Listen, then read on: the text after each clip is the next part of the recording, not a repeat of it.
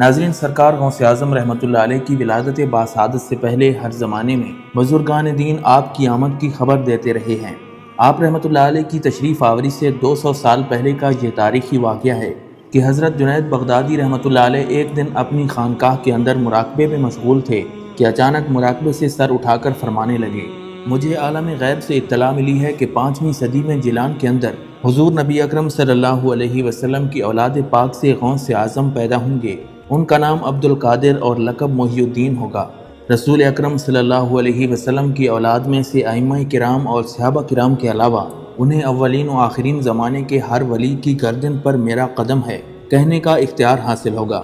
حضرت امام حسن عسکری علیہ السلام نے اپنا مسلح مبارک حضور غوث اعظم سرکار رحمۃ اللہ علیہ کی خدمت میں پہنچانے کے لیے اپنے ایک مرید کو دے دیا اور وصیت فرمائی کہ اس کو حفاظت سے رکھنا اور اپنی رحلت کے وقت کسی معتمد اور قابل اعتماد شخص کو دے دینا اور اس کو وصیت کرنا کہ وہ بھی بوقت رحلت کسی دوسرے شخص کو دے دے۔ اسی طرح 5ویں صدی کے درمیان تک یہ سلسلہ چلتا رہے، حتیٰ کہ غوث اعظم جن کا نام نامی اسم گرامی شیخ عبد القادر جیلانی ہوگا وہ ظاہر ہوں گے۔ یہ ان کی امانت ہے، ان کو پہنچا دینا اور میری طرف سے سلام بھی عرض کرنا۔ حضرت حسن بصری رحمۃ اللہ علیہ فرماتے ہیں، آپ سے پہلے اولیاء رحمان میں سے کوئی بھی آپ کی ولایت کا منکر نہیں تھا، بلکہ سب نے آپ کی آمد کی خبر دی ہے۔ حضرت حسن بصری رحمۃ اللہ علیہ نے اپنے زمانے سے لے کر حضور غوث اعظم کے زمانے مبارک تک وضاحت کے ساتھ آگاہ فرما دیا ہے کہ جتنے بھی اولیاء کرام گزرے ہیں سب نے حضرت شیخ عبد القادر جیلانی کی آمد کی خبر دی ہے۔ حضرت شیخ ابو احمد عبداللہ الجوفی رحمۃ اللہ علیہ نے 467 ہجری میں ارشاد فرمایا کہ ان قریب بلاد عجم میں ایک بچہ پیدا ہوگا جو کرامات اور خوارق کی وجہ سے بہت مشہور ہوگا، وہ تمام اولیاء کرام میں مقبول و منظور ہوگا، اس کے وجود پاک سے اہل زمانہ کو شرف حاصل ہوگا اور جو کوئی بھی اس کی زیارت سے مشرف ہوگا نفع اٹھائے گا۔ اسی طرح حضور غوث اعظم سرکار رحمۃ اللہ علیہ کی ولادت کی پیشن گوئیوں کے سلسلے میں بے شمار واقعات مشہور ہیں۔ ناظرین، سرکار غوث اعظم رحمۃ اللہ علیہ کے والد ماجد سید ابو صالح رحمۃ اللہ علیہ ایک مرتبہ جوانی کے ایام میں شہر سے باہر کہیں جا رہے تھے۔ اچانک آپ کی نگاہ بہتی ہوئی ندی میں تیرتے ہوئے ایک سرخ سیب پر پڑی۔ آپ رحمۃ اللہ علیہ نے وہ سیب اٹھا کر کھا لیا۔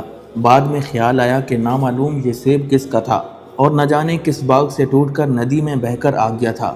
آپ رحمۃ اللہ علیہ کے تقویٰ پر یہ بات سخت گراں گزری۔ مالک کی اجازت کے بغیر سیب کھانے کی غلطی نے دل کو پریشان کر دیا۔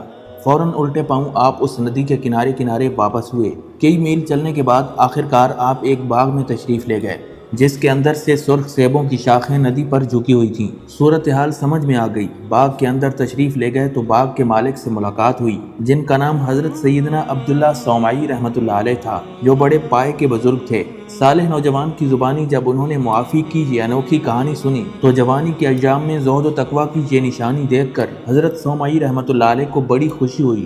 صالح نوجوان سے شجرہ نسب معلوم کیا تو حضرت علی شیر خدا رضی اللہ تعالیٰ عنہ تک نور علی نور پایا۔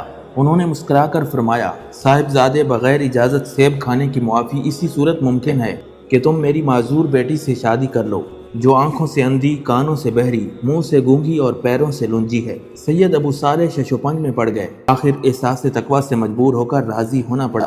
نکاح کے بعد جب انہوں نے اپنے عجلہ عروسی میں قدم رکھا تو ماحول کو ایک صحیح و سالم نورانی صورت سے منور پایا۔ آپ رحمۃ اللہ علیہ گھبرا کر الٹے پاؤں واپس ہوئے کہ شاید یہ کوئی نامحرم لڑکی آ گئی ہے۔ اسی وقت حضرت سیدنا عبداللہ صومعی رحمۃ اللہ علیہ نے فرمایا، مبارک ہو، وہ تمہاری زوجہ محترمہ ہے۔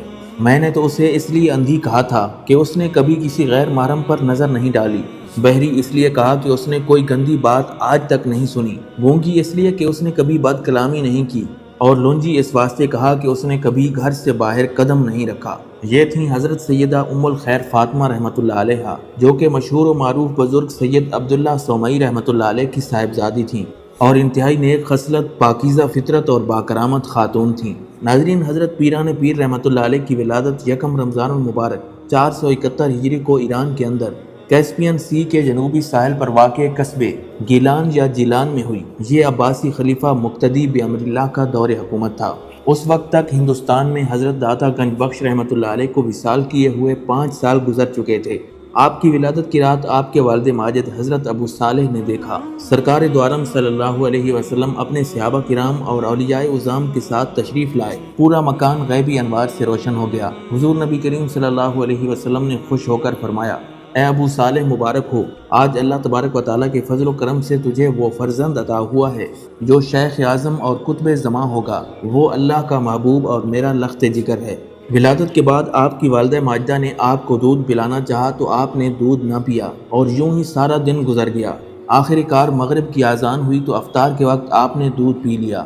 چنانچہ ساری بستی میں یہ مشہور ہو گیا کہ سادات کے گھر میں ایک ایسا بچہ پیدا ہوا ہے جو رمضان شریف میں سارا دن دودھ نہیں پیتا۔ پھر ماہ رمضان کے آخر میں بستی کے مسلمانوں کے اندر عید کے چاند کے متعلق جب اختلاف پیدا ہوا تو لوگوں نے کہا کہ سیدنا ابو صالح رحمۃ اللہ علیہ کے گھر سے معلوم کرو، ان کے شیر خوار بچے نے اگر دودھ نہیں پیا تو روزہ ہے اور اگر دودھ پیا ہے تو عید ہے۔ گویا آپ شروع ہی سے ہدایت کے نور کا روشن مینارہ تھے۔ ناظرین، سرکار غوث اعظم رحمۃ اللہ علیہ کی ولادت اس وقت ہوئی جب آپ کی والدہ ماجدہ کی عمر 60 سال ہو چکی تھی اور نعمت اولاد کی توقع باقی نہ رہی تھی۔ آپ کے والدین کے لیے اس عمر میں اولاد کا پیدا ہونا فضل خداوندی کا جیتا جاگتا ثبوت تھا۔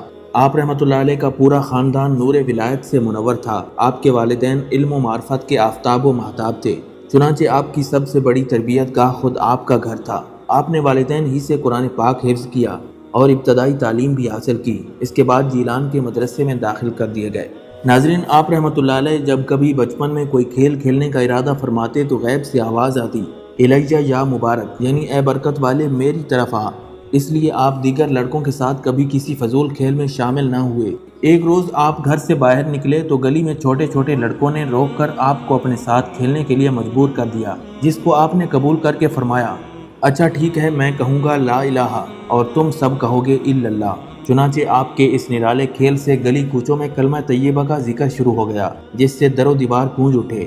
بستی والے بچوں کے اس نرالے کھیل کو دیکھ کر حیران رہ گئے۔ کہتے ہیں کہ جب آپ پڑھنے کے لیے مکتب تشریف لے جاتے تو آپ کے ہمراہ فرشتے چلتے اور کہتے، اس ولی اللہ کو بیٹھنے کے لیے جگہ دو۔ سرکار غوث اعظم رحمۃ اللہ علیہ کی قوت حافظہ بہت تیز تھی اور آپ فطری طور پر بہت ذہین تھے، اس لیے علم کی منزلیں بڑی تیزی سے طے کرنے لگے۔ لیکن ابھی آپ نے زندگی کی چند بہاریں دیکھی تھیں کہ اچانک 481 ہجری میں آپ کے والد ماجد کا انتقال ہو گیا۔ اس طرح سرکار دو عالم صلی اللہ علیہ وسلم کی یتیمی کی سنت بھی پوری ہو گئی۔ پھر آپ کی والدہ ماجدہ حضرت ام الخیر فاطمہ رحمۃ اللہ علیہ اپنے در یتیم کا مستقبل سنوارنے میں مشغول ہو گئیں۔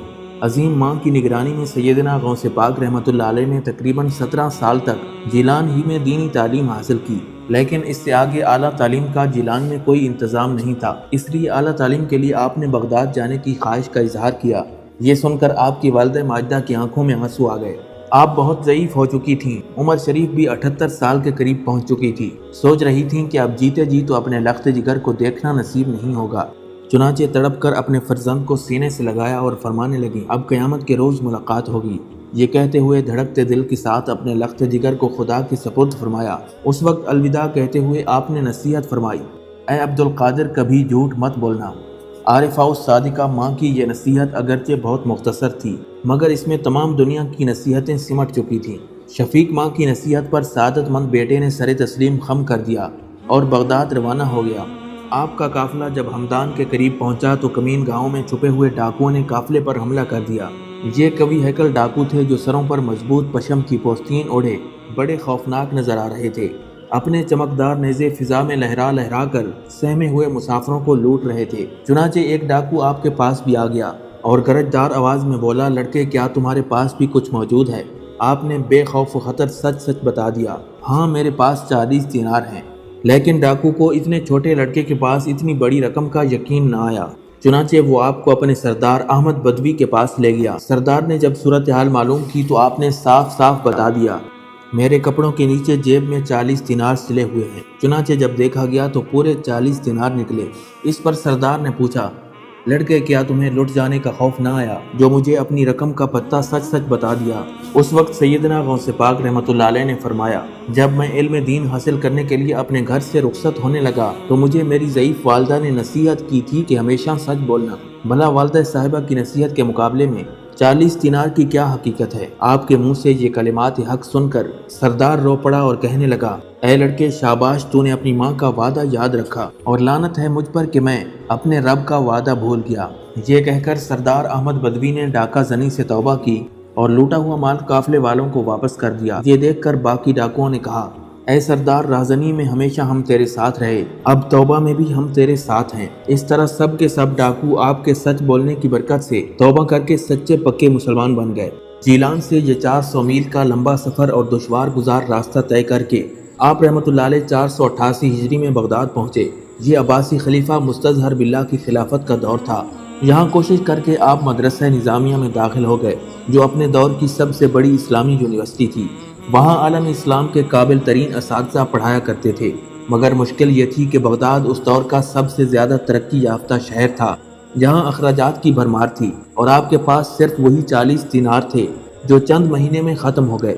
آخر فاقہ کشی تک نوبت پہنچی۔ آپ فاقوں پر فاقے کرتے رہے، مگر صبر کا دامن نہ چھوڑا۔ آخر فصل کی کٹائی کا زمانہ آ گیا۔ اس زمانے کا دستور تھا کہ ہر فصل کٹنے کے موقع پر مدرسے کے کچھ طالب علم قریبی گاؤں یعقوبہ جا کر وہاں کے زمینداروں سے اناج مانگ لاتے تھے۔ اس بار طالب علموں نے ضد کر کے آپ کو بھی اپنے ساتھ لے لیا۔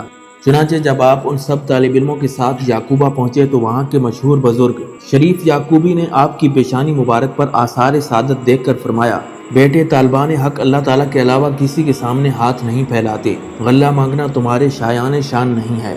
خیرات نہ مانگنے کی یہ نصیحت اس وقت آپ کے دل میں ایسی بیٹھی کہ عمر بھر آپ دوسروں کو بھی سوال کرنے سے منع کرتے رہے۔ غرض کے 8 سالہ اس تعلیمی دور میں آپ نے تنگ دستی اور فاقہ کشی کی ایسی سخت مصیبتیں برداشت کی کہ اگر ان کو بیان کیا جائے تو پتھر کا کلیجہ بھی پھٹ جائے۔ خود آپ کا ارشاد گرامی ہے، طالب علم کے دور میں ایسی ہولناک سختیاں میں نے جھیلی ہیں کہ اگر وہ پہاڑ پر پڑتی تو وہ بھی پھٹ جاتا۔ جب ہر طرف سے مجھ پر مصیبتیں ٹوٹنے لگتی تو میں زمین پر لیٹ جاتا اور پڑھنے لگتا، فَإِنَّ مَعَ الْعُسْرِ يُسْرًا، إِنَّ مَعَ الْعُسْرِ يُسْرًا، بے شک تنگی کے ساتھ آسانی ہے۔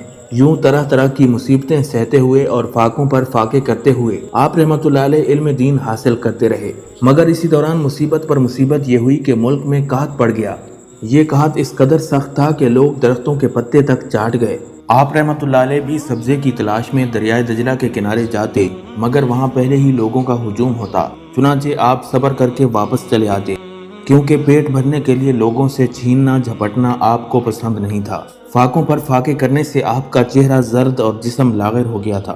اسی حال میں ایک بار آپ بغداد کے محلے قطیہ شرقیہ سے گزر رہے تھے کہ کسی بندہ خدا نے آپ کو ایک پرچہ خیرات دیا، جسے دکھا کر آپ نے بازار سے نان و حلوہ حاصل کیا۔ ابھی اسے کھانے کے لیے ایک ویران مسجد میں داخل ہوئے ہی تھے کہ وہاں ایک اور پرچے پر نظر پڑی، جس پر لکھا تھا، خدا کے شیر دنیا کی لذات سے بے نیاز ہوتے ہیں۔ اسی وقت آپ نے کھانے سے ہاتھ روک لیا اور اسے غیبی فرمان سمجھ کر سارا نان و نفقہ خیرات کر دیا اور خود فاقے کرنے لگے۔ اس خوفناک قحط کی خبر دور دور تک پہنچ چکی تھی۔ چنانچہ جب آپ کی والدہ نے اس جان لیوا قحط کی خبر سنی تو کلیجہ منہ کو آیا، اپنے نور نظر کو امداد پہنچانے کے لیے بے قرار ہو گئیں۔ ادھر آپ فاقوں پر فاقے کر رہے تھے اور نڈھال ہو کر ایک مسجد میں پڑے ہوئے تھے۔ آنکھوں میں دم آ چکا تھا۔ اتنے میں آپ نے دیکھا کہ ایک اجمی نوجوان کہیں سے بھنا ہوا گوشت روٹی لے کر مسجد میں داخل ہوا اور ایک طرف بیٹھ کر کھانے لگا۔ آپ کو وہاں دیکھ کر اس شخص نے ضد کر کے آپ کو بھی کھانے میں شریک کر لیا۔ کھانے کے بعد جب باتیں ہوئیں تو یہ معلوم کر کے کہ آپ جیلان کے رہنے والے ہیں، وہ شخص بولا، میں بھی جیلان کا رہنے والا ہوں اور طالب علم عبد القادر کی تلاش میں ہوں۔ جب اسے یہ معلوم ہوا کہ آپ ہی عبد القادر ہیں تو بے قرار ہو گیا، آنکھوں میں آنسو آ گئے اور عاجزی سے کہنے لگا، بھائی جان معاف کیجئے، میں نے آپ کی امانت میں خیانت کی ہے۔ آپ کی والدہ نے میرے ہاتھ 8 دینار بھیجے تھے، میں نے بہت تلاش کیا مگر آپ نہ ملے۔ اس عرصے میں میرا بھی جیب خرچ ختم ہو گیا۔ آخر فاقوں سے مجبور ہو کر میں نے آپ کی امانت سے یہ نان گوشت خریدا جو آپ نے اور میں نے کھایا۔ اس طرح آپ نے تو اپنا ہی کھانا کھایا مگر میں آپ کا مہمان بنا۔ خدارا آپ میرا قصور معاف فرما دیں۔ غرض کے انہی فاقہ کشیوں کے ساتھ ساتھ علم حاصل کرنے کا حوصلہ بھی پروان چڑھتا رہا۔ آخرکار مدرسہ نظامیہ میں آپ کی 8 سالہ طالب علمی کا سخت ترین دور ختم ہوا اور پھر وہ دن بھی آ گیا جب آپ کے سر اقدس پر دستار فضیلت سجائی گئی۔ اس طرح علوم دینیہ میں آپ کامل ہو گئے۔ یہ عجیب بات تھی کہ ظاہری علوم سے آراستہ پیراستہ ہو کر بھی آپ کی بے قرار طبیعت کو سکون قلب نصیب نہ ہوا۔ دماغ روشن ہو گیا تھا مگر دل مطمئن نہ ہوا۔ کتابیں تو ہر شخص چاٹ سکتا ہے مگر اس طرح عشق الہی کی دولت نہیں پا سکتا۔ عرفان الہی تو اہل دل کا حصہ ہوا کرتا ہے۔ چنانچہ شروع میں آپ کچھ گھبرائے، سوچا کہ بغداد چھوڑ کر کہیں اور چلے جائیں، لیکن کہاں جائیں؟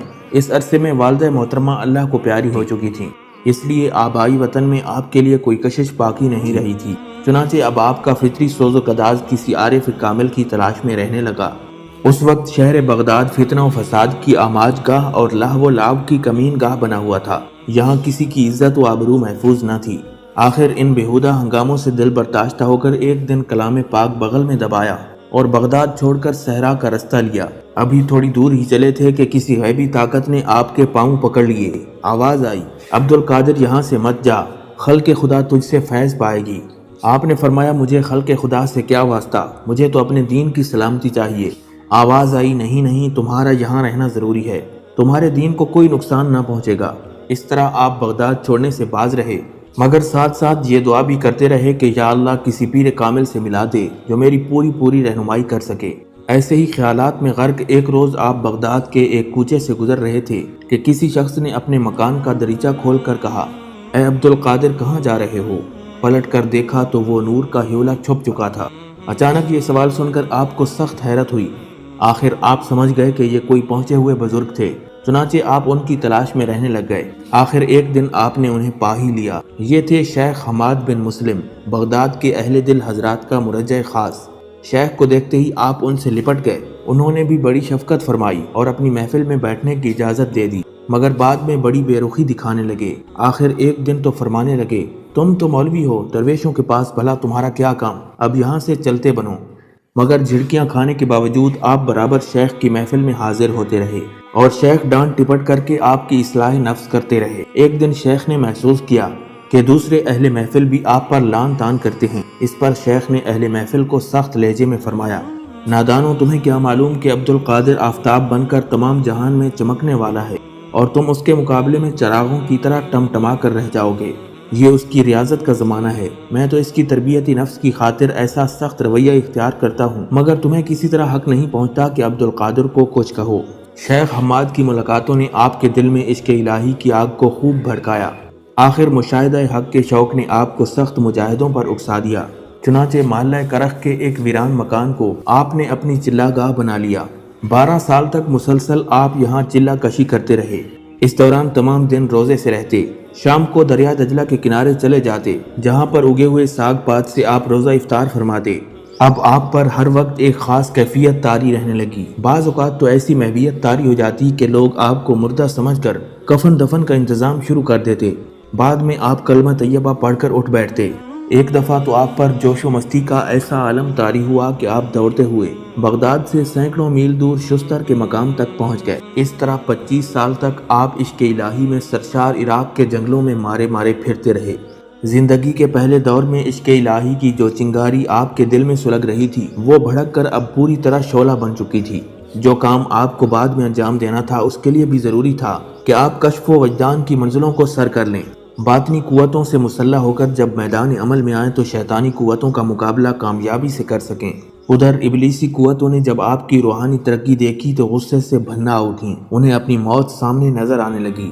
چنانچہ اپنی تمام تر خباستوں کے ساتھ وہ حضرت کے ایمان و عمل کے مینارہ نور سے ٹکرا گئیں۔ باطل کی قہر سامانیوں سے نپٹنے کے لیے قدرت نے آپ کی خاص طور پر تربیت فرمائی تھی۔ آپ کو حق کے راستے سے ہٹانے کے لیے ہر وقت ابلیسی طاقتیں حملہ آور ہوتی رہتی تھیں، مگر آپ اللہ تعالیٰ کی رحمت سے محفوظ رہتے تھے۔ آخری بار آپ نے یہ دیکھا کہ ابلیس زمین پر بیٹھا آہوزاری کر رہا ہے اور اپنے سر پر خاک ڈال رہا ہے۔ آپ کو دیکھ کر بولا، اے عبدالقادر، تو نے تو مجھے بالکل مایوس کر دیا ہے۔ آپ نے فرمایا، اے شیطان ملعون، میں تجھ سے خدا کی پناہ مانگتا ہوں۔ اس نے کہا، یہ بات تو میرے لیے اور بھی سخت ہے۔ اس کے بعد شیطان نے آپ کے چاروں طرف مکر کے جال اور فریب کے پھندے پھیلا دیے اور بولا، یہ دنیا کے جنجال ہیں جو میں تجھ جیسے اللہ والوں کے آس پاس پھیلا دیتا ہوں اور ان میں پھانس کر انہیں زیر کر لیتا ہوں۔ ناظرین، 1 سال تک آپ رحمۃ اللہ علیہ ان شیطانی پھندوں کو توڑنے میں مشغول رہے۔ شیطان کا سب سے بڑا حملہ آپ پر نہایت حیرت انگیز طریقے پر ہوا۔ کہتے ہیں کہ ایک دن آپ عبادت میں مشغول تھے کہ زمین سے آسمان تک تیز روشنی پھیل گئی اور پھر اس روشنی میں سے ایک صورت ظاہر ہوئی جس نے بڑی گرجدار آواز میں آپ سے کہا، اے عبدالقادر، میں تیرا رب ہوں، تیری عبادت و ریاضت سے خوش ہو کر میں نے تجھ پر فرائض کو معاف کر دیا اور حرام چیزوں کو حلال کر دیا، لہٰذا اب تو جو چاہے وہی کر۔ سرکار غوث اعظم فرماتے ہیں کہ میں نے سوچا حضور علیہ الصلوۃ والسلام باوجود اس عالی مرتبت کے عمر بھر عبادت کے پابند رہے، ان کو عبادت کی تکلیف سے معافی نہ ملی تو اور کوئی اس سے کیسے آزاد ہو سکتا ہے؟ اس لیے میں نے لا حول ولا قوت الا باللہ پڑھا۔ فوراً وہ روشنی غائب ہو گئی اور اندھیرا پھیل گیا۔ وہ شکل جو ظاہر ہوئی تھی دھواں بن گئی۔ پھر اس سے آواز آئی، اے عبد القادر، تیرے علم نے تجھے بچا لیا۔ جاتے جاتے شیطان کا آپ پر یہ آخری وار تھا جس کا آپ نے فوری جواب دیا، اے مردود، علم نے نہیں بلکہ مجھے تو میرے مولا کی رحمت نے بچا لیا ہے۔ یہ سن کر ابلیس اپنا سر پٹکنے لگا، اب تو میں آپ سے قطعی طور پر مایوس ہو چکا ہوں اور آئندہ آپ پر وقت ضائع نہیں کروں گا۔ اس پر آپ نے فرمایا، دور ہو جا مردود، میں تیری کسی بات کا اعتبار نہیں کرتا۔ ناظرین، سرکار ہمیشہ تیرے مکر سے اللہ تعالیٰ کی پناہ دور میں بڑے سخت مجاہدے کیے۔ عبادت و ریاضت کا کوئی ایسا طریقہ نہیں تھا جو سیدنا غوث اعظم رحمۃ اللہ علیہ نے اپنے اوپر لازم نہ کیا ہو۔ چنانچہ آپ نے بغداد کے باہر ایک ویران برج میں مسلسل 11 سال چلہ کشی میں گزار دیے۔ آخری چلے میں آپ نے عہد کر لیا تھا کہ میں اس وقت تک کچھ نہیں کھاؤں پیوں گا جب تک کوئی آ کر خود اپنے ہاتھ سے نہیں کھلائے گا۔ چنانچہ اس طرح 40 روز تک آپ نے کچھ نہ کھایا پیا۔ آخرکار شہر بغداد کے مشہور صاحب طریقت بزرگ قاضی القضاء شیخ ابو سعید مبارک مخزومی رحمۃ اللہ علیہ نے آپ کو اپنے دست مبارک سے کھانا کھلایا۔ آپ فرماتے ہیں کہ شیخ کے ہاتھ سے جو لقمہ میرے منہ میں پہنچتا تھا اس سے میرے دل میں نور معرفت پیدا ہوتا تھا۔ اس کے بعد شیخ کے ہاتھ پر آپ نے بیعت طریقت کر لی۔ تزکیہ نفس کی تمام منزلیں تو پہلے ہی طے ہو چکی تھیں۔ شیخ نے کمال مہربانی سے اپنے ہاتھ سے خرقہ ولایت پہنایا اور فرمایا، اے عبد القادر، یہ خرقہ حضور سرور کائنات صلی اللہ علیہ وسلم نے حضرت علی رضی اللہ تعالیٰ عنہ کو عطا فرمایا تھا۔ انہوں نے حضرت خواجہ حسن بصری رحمۃ اللہ علیہ کو عطا فرمایا تھا اور ان سے دست بدست مجھ تک پہنچا ہے۔ سرکار غوث اعظم رحمۃ اللہ علیہ نے جو ہی اس خرقہ مبارک کو زیب تن فرمایا، انوار و تجلیات کے سمندر امٹ پڑے اور کیف و سرور کا عالم طاری ہو گیا۔ ناظرین، خرقہ ولایت سے نواز کر شیخ نے ہدایت فرمائی کہ آپ صحرا نوردی چھوڑ کر محراب و منبر کی رونق بڑھائیے۔ چنانچہ اس کے بعد شیخ نے انہیں خود اپنے مدرسے میں صدر المدرسین مقرر کر دیا اور خود گوشہ نشین ہو گئے۔ چنانچہ آپ نے شیخ کے مدرسے میں قیام فرمایا، جہاں رات دن شیخ سے راز و نیاز کی باتیں ہوا کرتی تھیں۔ روحانی ترقی کے ساتھ ساتھ دین کی اشاعت و ترویج کا کام بھی خوب زور و شور سے ہوتا رہا۔ آپ کے صدر مدرس ہونے کے بعد ہزاروں طلباء پروانوں کی طرح مدرسہ میں جمع ہو گئے، جہاں آپ روزانہ 14 علوم کا درس دیتے تھے۔ اس طرح آپ کے بے شمار شاگرد فارغ التحصیل ہو کر تمام عالم اسلام میں پھیل گئے اور ہر طرف اسلامی تعلیمات کا نور پھیلنے لگا۔ حضرت نے پورے 20 سال یعنی 500 ہجری سے 521 ہجری تک علوم دینیہ سے لوگوں کو مستفیض فرمایا۔ اس سے پیشتر کہ اللہ رب العزت نے آپ کو تاج ولایت پہنایا، آپ علم طاہر کے آفتاب بن کر چمک رہے تھے۔ آپ کے دل و زبان سے علم و حکمت کے نورانی چشمے ابل رہے تھے۔ آپ اپنے مدرسے میں درس و تدریس اور فتویٰ نویسی کے کام میں مشغول رہتے تھے۔ تمام دنیا اسلام سے آپ کے پاس استفتاء آیا کرتے جن پر آپ کی آخری رائے طلب کی جاتی تھی۔ آپ نے ایک رات بھی ایسی نہ گزاری جس رات آپ کے پاس ایسے دینی سوالات نہ آئے ہوں اور ان پر آپ نے غور نہ کیا ہو اور پھر ان پر اپنی رائے ثبت نہ کی ہو۔ اس کے ساتھ ساتھ آپ رحمۃ اللہ علیہ دوپہر سے پہلے اور بعد دونوں وقت تفسیر، حدیث، فقہ، کلام، اصول اور نحو پڑھایا کرتے تھے اور ظہر کے بعد قرات کے ساتھ قرآن پاک پڑھنا سکھاتے تھے۔ مختلف مدارس کے طلباء جو مختلف علوم میں تحصیل کر کے آتے وہ بھی آپ کے کثرت علوم سے فائدہ اٹھاتے۔ اس کے علاوہ جید علماء کرام، فقہاء عظام بھی آپ کے حلقہ درس میں جمع ہوتے تھے اور استفادہ حاصل کرتے تھے۔ اپنے وقت کے عارفان کامل شیخ بقا بن بطو، شیخ علی بن حیتی اور شیخ ابو سعید کیلوی رحمۃ اللہ علیہم اجمعین آپ کے مدرسہ عالیہ کے دروازے پر جھاڑو دیا کرتے تھے۔ مزید یہ کہ آپ کے مدرسے کی گھاس کھانے اور مدرسے کے کنویں کا پانی پینے کی برکت سے بغداد والوں کو طاعون کی وبا سے شفائے کلی حاصل ہوتی۔ آپ کے دور کے بڑے بڑے علماء و مشائخ جب آپ کی خانقاہ پر حاضر ہوتے تو چوکھٹ کو چومتے۔ ابن قدامہ رحمۃ اللہ علیہ کا بیان ہے، میں نے کسی شخص کی آپ سے بڑھ کر دین کی وجہ سے تعظیم ہوتے نہیں دیکھی۔ ناظرین، سرکار غوث پاک رحمۃ اللہ علیہ 20 سال تک درس و تدریس کی خدمت انجام دیتے رہے۔ آخر 14 شوال 521 ہجری کی دوپہر کو آپ آرام فرما رہے تھے کہ آپ نے خواب میں دیکھا کہ سرور کائنات صلی اللہ علیہ وسلم فرما رہے ہیں، بیٹا عبد القادر، تم عوام کو واعظ و نصیحت کیوں نہیں کرتے؟ آپ نے عرض کی، میں اجمی ہوں، فصحائے عرب کے سامنے کیسے زبان کھولوں؟ اس پر سرکار دو عالم صلی اللہ علیہ وسلم نے اپنا لعاب دہن آپ کی زبان مبارک میں لگایا اور فرمایا، اب جاؤ اور عوام کو واعظ و نصیحت کرو۔ اس طرح آپ نے اس ابدی کمال کو چھو لیا جس کے لیے آپ کو قدرت کی طرف سے تیار کیا جا رہا تھا۔ آپ جب خواب سے بیدار ہوئے تو ظہر کا وقت تھا۔ نماز ادا فرما کر آپ منبر پر تشریف لے گئے۔ اب جو آپ نے واعظ شروع کیا تو دریائے فصاحت امڑنے لگا۔ حاضرین کے دل اثر و نفوس سے پگھلے جا رہے تھے۔ آپ رحمۃ اللہ علیہ کی مجلس واعظ میں بغداد کے نواحی علاقوں کے لوگ کثیر تعداد میں شریک ہونے لگے۔ حتیٰ کہ آپ کی شہرت عراق سے نکل کر عرب و شام اور ایران تک جا پہنچی۔ سامعین کی کثرت کے سبب مدرسے کے صحن میں تل دھرنے کو جگہ نہ رہتی، لوگ سڑکوں پر بیٹھ جاتے۔ آخرکار آس پاس کے مکان شامل کر کے مدرسے کو وسیع کر دیا گیا، لیکن سامعین کی تعداد جب اس سے بھی زیادہ ہو گئی تو آپ کا ممبر شہر سے باہر عیدگاہ کے وسیع میدان میں رکھوا دیا گیا۔ آپ کی مجلس میں ایک وقت میں 400 دعوتیں شمار کی گئیں جو آپ کے مواعظ حسنہ لکھنے کے لیے استعمال ہوتی تھیں۔ یہی سبب ہے کہ 1000 سال بعد بھی آج ہمارے اس دور میں سیدنا غوث اعظم رحمۃ اللہ علیہ کے تفسیری وعظ اور مقالے کثرت سے کتابی صورت میں دستیاب ہیں۔ اس وقت 70 ہزار سامعین آپ کے وعظ سننے کے لیے موجود ہوتے تھے، اور لطف کی بات یہ کہ آپ کی آواز نزدیک و دور سب کو یکساں طور پر سنائی دیتی تھی۔ تقریر کی تاثیر کا یہ عالم تھا کہ لوگ دھاڑے مار مار کر روتے اور بے ہوش ہو جاتے تھے، بہت سے دیوانے ہو کر جنگل کو نکل جاتے، اور کچھ لوگ تو تڑپ تڑپ کر مر ہی جاتے تھے۔ کبھی کبھی آپ کے وعظ کے وقت فضا سے رونے کی آوازیں آتی۔ بعض اوقات حاضرین مجلس اپنے ہاتھ جب فرش پر رکھتے تو ان لوگوں پر پڑتے جو بظاہر نظر آتے تھے۔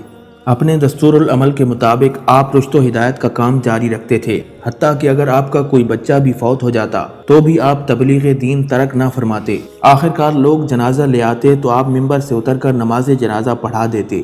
آپ کی مجلس میں دور کے لوگ بھی آپ کے وعظ سے ویسا ہی اثر لیتے تھے جیسے قریب والے۔ جب آپ ممبر پر کھڑے ہوتے تو احتراماً حاضرین بھی کھڑے ہو جاتے۔ جب آپ حاضرین کو خاموش کرتے تو ساری مجلس پر سکوت طاری ہو جاتا۔ نہ صرف عوام بلکہ بے شمار اکابر، مشائخ اور علماء آپ کی مجلس میں شریک ہوتے تھے۔ اسی طرح عمراء، وزراء اور خلیفہ تک آپ کی مجلس میں ادب سے سر جھکا کر بیٹھتے تھے۔ خطابت میں ایسا زور تھا کہ آپ کی زبان مبارک سے واقعات سن کر عقل دنگ رہ جاتی تھی۔ حضور غوث اعظم رحمۃ اللہ علیہ کی شہرت و مقبولیت جب اس قدر بڑھ گئی تو بغداد کے علماء و فضلاء کی ایک جماعت آپ کا امتحان لینے کی نیت سے آئی۔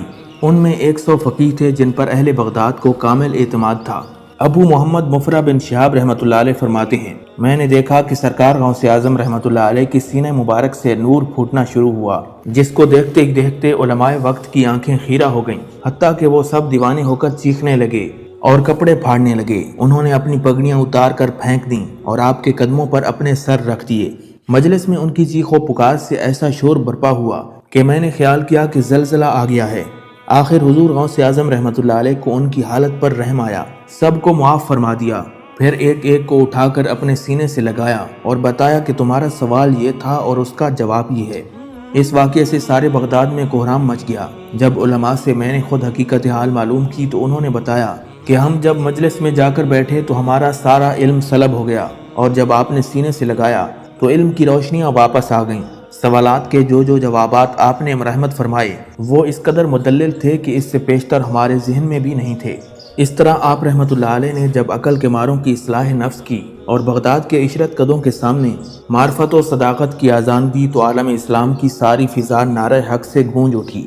ہوس کے پجاریوں پر عصائے غوثیت کا وار خالی نہ گیا، ہر طرف کھلبلی مچ گئی۔ لاہو و لعب کی زندگی بسر کرنے والوں نے نور کے اس سیلاب کو دیکھا تو ان کی آنکھیں خیرہ ہو گئیں۔ چنانچہ بغداد جو کچھ عرصے پہلے سیاہکاری کے غلیظ اندھیروں میں ڈوبا تھا، ہدایت کا مینار نور بن کر عوام الناس کی تمام تر توجہات کا مرکز بن گیا۔ نتیجہ یہ نکلا کہ آپ کی کوئی مجلس ایسی نہ ہوتی تھی جس میں کوئی یہودی یا نصرانی اسلام قبول نہ کرتا ہو، یا کوئی گناہگار و بدکار قتل و غارت گری سے توبہ نہ کرتا ہو۔ آپ کے روحانی انوار کی تاثیر سے 1 لاکھ فاسق و فاجر راہ راست پر آئے، ہزاروں بد مذہب اسلام میں داخل ہوئے۔ آپ کی زندگی میں آپ کے مرید روحانیت کی مشعل لے کر عراق، شام، حجاز اور تمام عالم میں پھیل چکے تھے اور اپنے نور باطن سے دلوں کی دنیا جگمگا رہے تھے۔ اس طرح مسلسل نصف صدی تک آپ نے فیض روحانی لٹایا اور عالم اسلام کو اس سے منور فرمایا۔ نتیجہ یہ ہوا کہ دین میں از سر نو جان پڑ گئی اور وہ دوبارہ زندہ ہو گیا۔ ناظرین، سرکار دو عالم صلی اللہ علیہ وسلم کی مکی و مدنی زندگی کے زمانہ تبلیغ کی سنت نورانی کے عین مطابق سرکار غوث اعظم رحمۃ اللہ علیہ کی 23 سال میں ہر طرح کی ظاہری و باطنی تکمیل فرما کر اللہ رب العزت نے محی الدین کے لقب سے سرفراز فرمایا۔ محی الدین کے معنی ہیں دین کو زندہ کرنے والا۔ مجددین کی فہرست میں ابتدا سے لے کر اب تک بہت سے حضرات کے اسماء گرامی پائے جاتے ہیں، مگر محی الدین کا لقب کسی اور کو نصیب نہیں ہوا۔ یہ ایک تاریخی حقیقت ہے کہ آپ کے وجود مسعود سے اسلام کو بے حد تقویت پہنچی۔ 511 ہجری کا یہ مشہور واقعہ تو زبان زد خاص و عام ہے۔ ایک دن حضرت غوث اعظم رحمۃ اللہ علیہ کہیں تشریف لے جا رہے تھے کہ آپ نے راستے میں ایک خستہ حال بوڑھے کو دم توڑتے دیکھ کر اسے سہارا دیا تو آنن فانن وہ صحت یاب ہو کر جوان بن گیا اور کہنے لگا کہ میں آپ کے نانا کا دین ہوں، آپ نے سہارا دے کر مجھے نئی زندگی بخشی ہے، آپ محی الدین ہیں۔ چنانچہ اس شخص کو وہیں چھوڑ کر آپ جامع مسجد تشریف لے گئے۔ وہاں جو شخص سب سے پہلے آپ کو ملا اس نے دیکھتے ہی آپ کو یا سید محی الدین کہہ کر پکارا، اور پھر جب آپ نماز سے فارغ ہوئے تو چاروں طرف سے لوگ محی الدین کہتے ہوئے آپ کی دست بوسی کے لیے دوڑ پڑے۔ اس طرح بہت جلد دنیا نے دیکھ لیا کہ آپ کی نورانی تعلیمات سے دین اسلام میں واقعی جان پڑ گئی۔ اس کے بعد سارے عالم اسلام میں آپ متفقہ طور پر محی الدین تسلیم کر لیے گئے۔ ناظرین، اس دور میں فرقہ معتزلہ مسلمانوں کو مادہ پرستی کی ترغیب دے رہا تھا۔ وہ لوگ ہر بات میں عقل کا دخل روا رکھتے اور فلسفے پر پورا یقین رکھتے تھے۔ وہ نہیں سمجھتے تھے کہ بعض چیزیں ماورائے عقل و فہم بھی ہوا کرتی ہیں، خصوصاً روحانی کیفیات اور قلبی واردات کو انسانی عقل سے قطعی طور پر نہیں سمجھا جا سکتا۔ یہی سبب تھا کہ علم کی آخری حدوں کو چھونے کے بعد بھی جب امام غزالی رحمۃ اللہ علیہ نے عقل کی رہنمائی کو ناقص پایا تو تسکین قلب کے لیے تصوف ہی کو رہنما بنا لیا، جس کے زور سے ان کی تحریروں میں ایسا اثر پیدا ہوا کہ عقل کے ماروں کو لاجواب ہونا پڑا۔ سرکار غوث اعظم رحمۃ اللہ علیہ ایک ایسی بھرپور شخصیت کے مالک تھے جن کا نظر اٹھا کر دیکھنا ہی ہر سوال کا جواب تھا، ان کا مسکرا دینا ہر مشکل کا علاج تھا، ان کی گفتگو سے مردہ دل زندہ ہو جاتے، وہ خاموش ہوتے تو معرفت کی خوشبو سے دماغ مہک جاتے۔ نتیجہ یہ ہوا کہ آپ کے وجود مسعود کی برکت سے عالم اسلام میں مادہ پرستی کے دور کا یکسر خاتمہ ہو گیا۔ معتزلہ اس طرح مٹ گئے کہ ان کا نام و نشان بھی باقی نہ رہا۔ ناظرین، سرکار غوث اعظم رحمۃ اللہ علیہ نے جب تبلیغ دین کا کام شروع کیا تو اس وقت رافضیت اپنے عروج پر تھی۔ اس کی دہشت پسند شاخ نظاری کے فدائی ہر جگہ اکابر اہل سنت کا خون بہا رہے تھے، اور مصر میں تو ان ظالموں کی خطرناک اسماعیلی حکومت قائم ہو چکی تھی جس کے بلبوتے پر وہ ہر جگہ حقانیت کا گلا گھونٹ رہے تھے۔ ایسے پرآشوب دور میں اہل سنت و جماعت کے سٹیج سے آواز حق بلند کرنا گویا اپنی موت کو دعوت دینا تھا، مگر سیدنا غوث پاک رحمۃ اللہ علیہ نے دین کی سربلندی کے لیے بے خوف و خطر ہو کر سب کچھ کیا جو کوئی نہیں کر سکتا تھا۔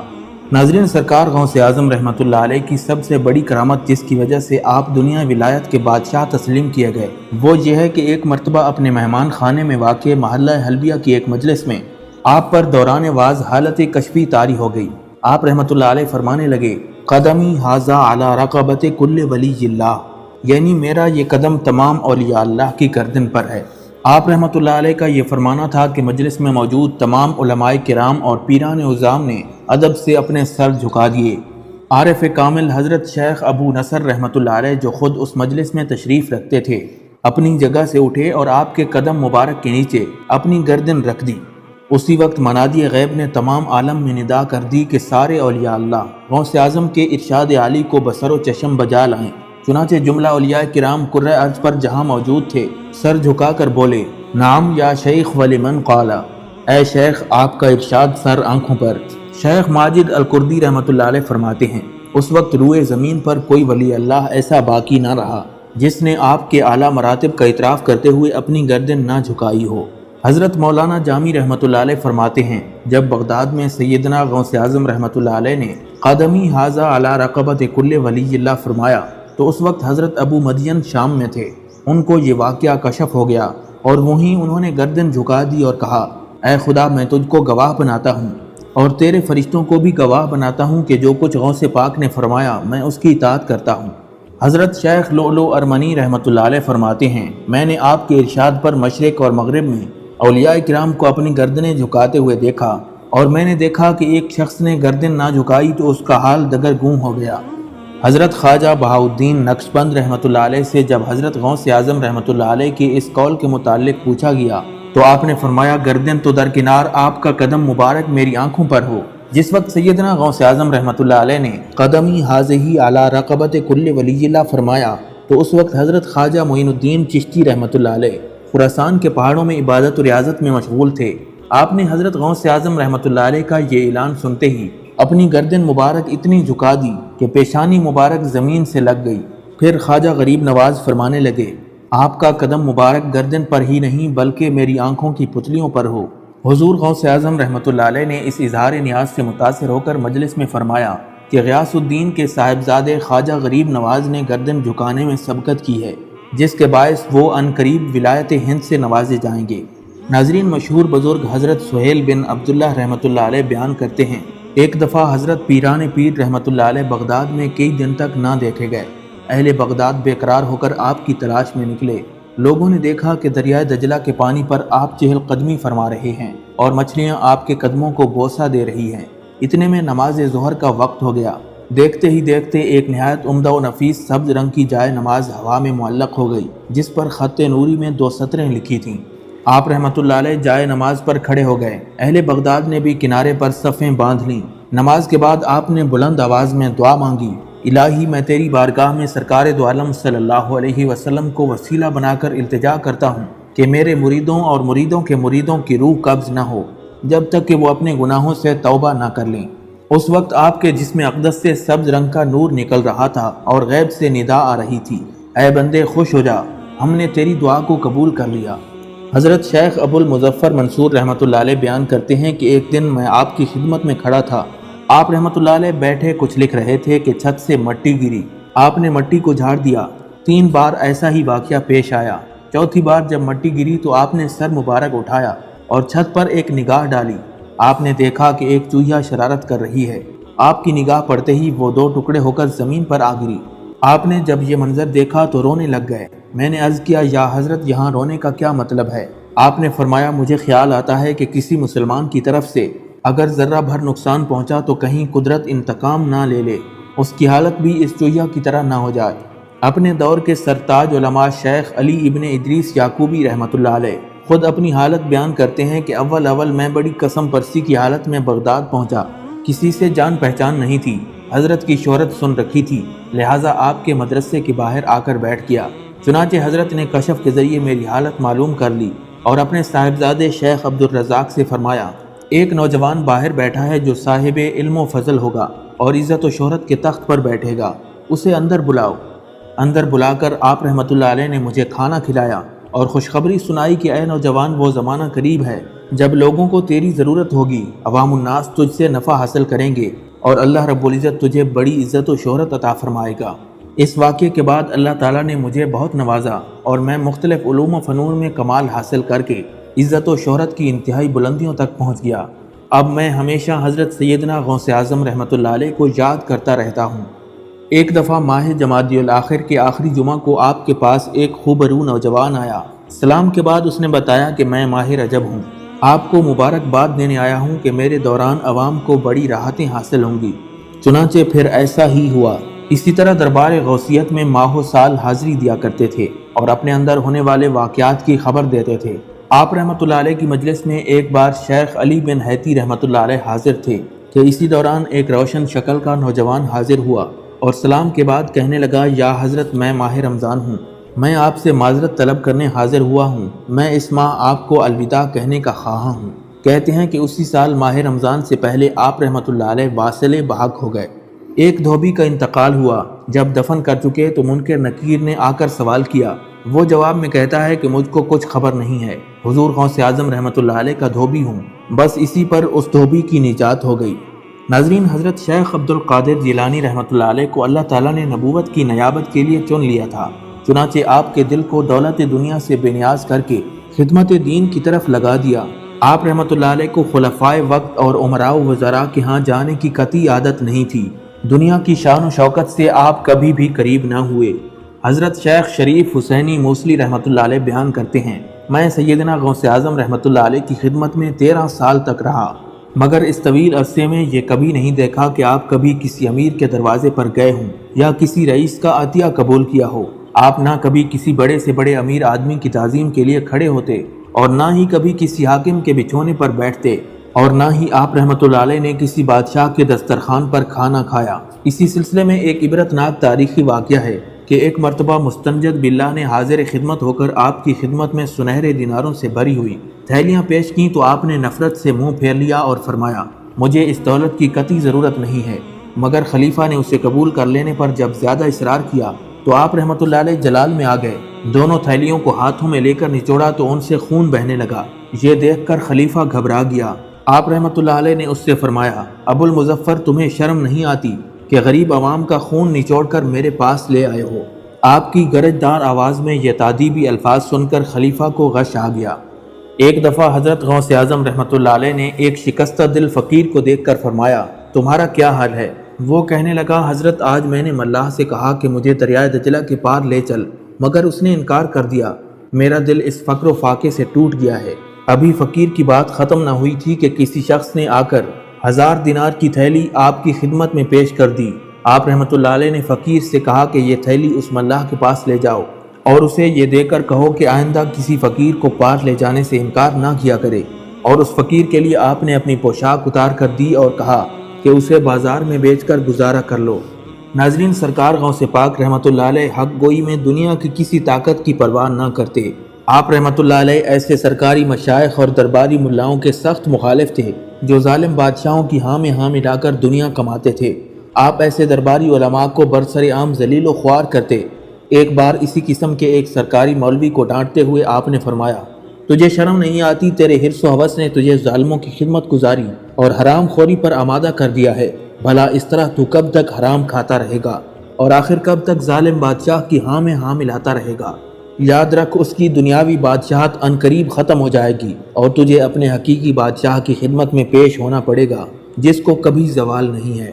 ناظرین، سرکار غوث اعظم رحمۃ اللہ علیہ کے فضائل و مناقب اتنے زیادہ ہیں کہ انہیں شمار نہیں کیا جا سکتا۔ انشاءاللہ آنے والی ویڈیوز میں حضور غوث اعظم رحمۃ اللہ علیہ کے مکمل حالات و واقعات تفصیل سے پیش کیے جائیں گے، لہٰذا تمام ناظرین سے گزارش ہے کہ ہمارے چینل روشنی باکس کو ضرور سبسکرائب کریں اور بیل نوٹیفیکیشن کو بھی پریس کر دیں تاکہ ہماری لیٹسٹ ویڈیوز آپ تک پہنچتی رہیں۔